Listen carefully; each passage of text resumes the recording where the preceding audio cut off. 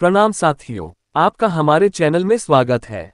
आज हम आपके लिए एक ऐसी जानकारी लेकर आए हैं जिसमें हम जानेंगे आखिर द्रौपदी ने घटोत्कच को क्यों दिया था श्राप। साथियों, जैसा कि हम जानते हैं कि महाभारत से जुड़ी कई ऐसी कथाएं हैं जिससे आज भी कई लोग अनजान हैं। आपने महाभारत के कई श्राप और वरदान के बारे में सुना या पढ़ा होगा। महाभारत के कई श्राप और वरदान प्रसिद्ध हैं, जैसे अंबा ने दिया था भीष्म को श्राप, कर्ण को परशुराम जी ने दिया था श्राप, अर्जुन को उर्वशी ने, श्री कृष्ण को गांधारी ने, अश्वत्थामा को श्री कृष्ण ने, दुर्योधन को महर्षि मैत्रेय ने, राजा परीक्षित को शमीक ऋषि के पुत्र रिंगी ने दिया था श्राप।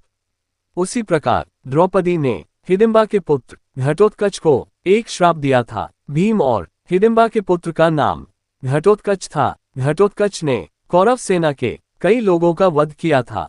यही नहीं, उन्होंने दुर्योधन तथा दुशासन को भी बुरी तरह से घायल कर दिया था। घटोत्कच का विशालकाय शरीर था और वह बलशाली भी था। भीम के पुत्र घटोत्कच की चर्चा उनके विशालकाय शरीर को लेकर और युद्ध में कोहराम मचाने को लेकर होती है। कर्ण ने अपने अमोघास्त्र का प्रयोग दुर्योधन के कहने पर भीम पुत्र घटोत्कच पर किया था, जबकि वह इसका प्रयोग अर्जुन पर करना चाहता था।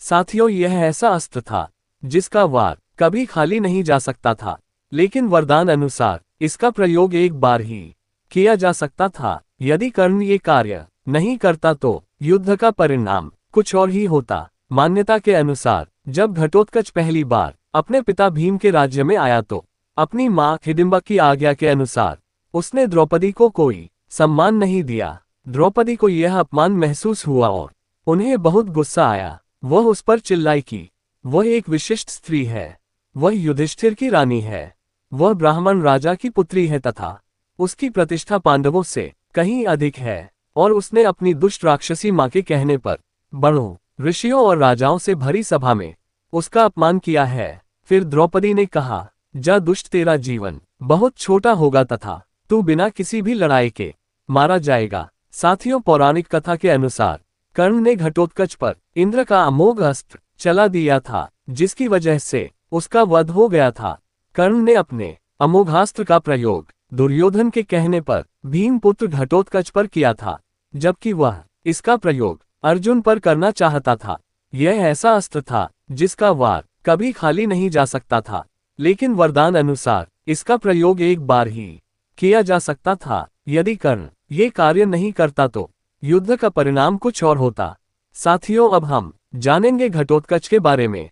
घटोत्कच के एक पुत्र का नाम बर्बरीक और दूसरे का नाम अंजनपर्वा था। भीम के पुत्र घटोत्कच का विवाह दैत्यराज मुरा की बेटी कामकंटका से हुआ था। इस कामकंटका को भगवान श्री कृष्ण ने वरदान दिया था कि तेरी कोख से एक महावीर पुत्र जन्म लेगा, जिसको युद्ध में कोई परास्त नहीं कर सकेगा, वो सर्वशक्तिमान होगा। भीम पुत्र घटोत्कच का पुत्र बर्बरीक एक दानवीर था, और बर्बरीक दुनिया के सर्वश्रेष्ठ धनुर्धर थे।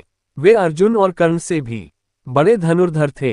बर्बरीक के लिए 3 बाण ही काफी थे, जिसके बल पर वे कौरवों और पांडवों की पूरी सेना को समाप्त कर सकते थे। ये सब बात श्री कृष्ण जानते थे, और इसी वजह के कारण उन्होंने बर्बरीक से दान में उसका शीश मांग लिया था। बाद में श्री कृष्ण ने कहा कि कलयुग में तुम मेरे नाम से पूजे जाओगे। साथियों, वर्तमान में उन्हें खाटू श्याम कहते हैं। तो साथियों, ये कहानी आपको कैसी लगी, हमें अवश्य कमेंट करके बताएं। अगर यह कहानी आपको अच्छी लगी हो तो कृपया आप हमारे चैनल को लाइक, सब्सक्राइब और शेयर जरूर करें। धन्यवाद।